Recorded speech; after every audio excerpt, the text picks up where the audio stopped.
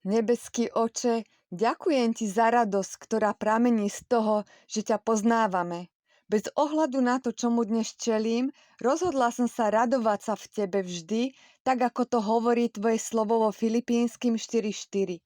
Naplň moje srdce pokojom a vďačnosťou a pripomeň mi, že moja radosť nie je založená na okolnostiach, ale na Tvojej nemennej láske a vernosti. Nech je môj život svedectvom radosti aj v ťažkých časoch, pretože Ty si so mnou. Ježišovom mene, amen. Ja vyhlasujem, že sa budem vždy radovať v Pánovi. Ja vyhlasujem, že moja radosť nie je založená na tom, čo vidím, ale na Bohu. Ja vyberám si vďačnosť namiesto starostí, chválu namiesto strachu a vieru namiesto pochybností. Ja vyhlasujem, že Pánová radosť je moja sila a ja dnes kráčam v jeho pokoji. Amen.